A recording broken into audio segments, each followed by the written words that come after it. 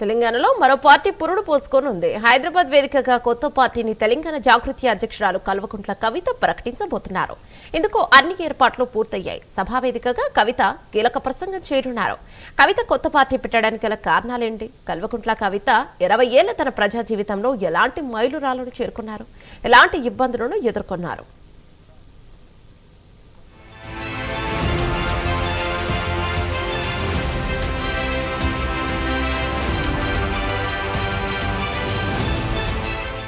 తెలంగాణ జాగృతి అధ్యక్షురాలు కల్వకుంట్ల కవిత రాజకీయ పార్టీ ప్రకటనకు సర్వం సిద్ధమైంది. మేడ్చల్ మల్కాజ్గిరి జిల్లా మునీరాబాద్ ఇందుకు వేదికైంది. తెలంగాణ రాజకీయ చరిత్రలో కొత్త అధ్యాయం లిఖించడానికి అద్వయ కన్వెన్షన్ సర్వాంగ సుందరంగా ముస్తాబైంది.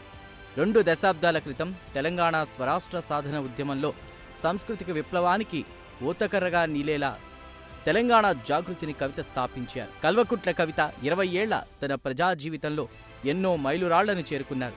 మరెన్నో ఇబ్బందులను ఎదుర్కొన్నారు. తెలంగాణ హక్కుల పరిరక్షణ కోసం స్వీయ రాజకీయ శక్తికి కొత్త రాజకీయ పార్టీని ఏర్పాటు చేస్తున్నారు. మునీరాబాద్లోని అద్వయ కన్వెన్షన్ సెంటర్తో పాటు దానిని ఆనుకునే ఉన్న 20 ఎకరాల్లో సభా ఏర్పాట్లు చేశారు.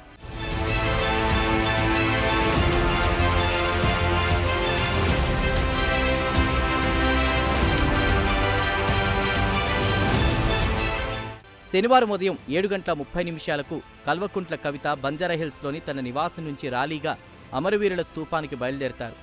ఉదయం 8:15 అమరవీరుల స్తూపం వద్ద నివాళులర్పిస్తారు. శనివారం ఉదయం 8:25 అమరవీరుల స్తూపం వద్ద నుంచి బయలుదేరతారు కవిత. ఉదయం 9:30 మేడ్చల్ జిల్లా మునీరాబాద్లోని అద్వయ కన్వెన్షన్ హాల్ మెయిన్ గేట్ వద్దకు చేరుకుంటారు. ఇక ఉదయం 10 గంటలకు పార్టీ జెండాను కల్వకుంట్ల కవిత ఆవిష్కరిస్తారు. ఉదయం 10:05 ప్రసంగం ప్రారంభిస్తారు. 1:15 నుంచి గంటన్నర పాటు కవిత ప్రసంగిస్తారు.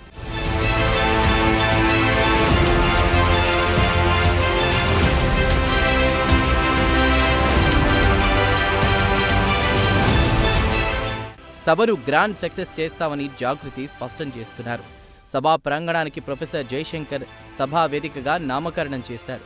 ప్రధాన ద్వారానికి ప్రజాకవి కాళోజీ నారాయణరావు, ఇతర ద్వారాలకు రాణి రుద్రమదేవి ద్వారంగా పేరు పెట్టారు.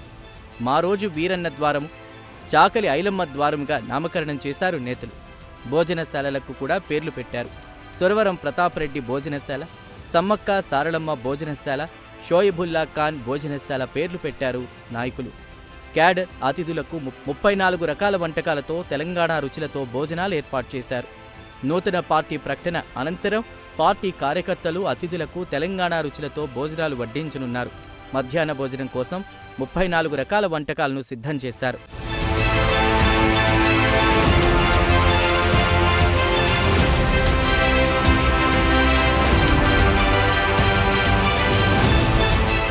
తలకాయ కూర, బోటీ ఫ్రై, తెలంగాణ మటన్ కర్రీ, నాటుకోడి పులుసు, బొమ్మిడాయల పులుసు, హైదరాబాదీ చికెన్ దమ్ బిర్యానీ, మిర్చికా సాలన్, ఎగ్ ఈగురు వడ్డించనున్నారు.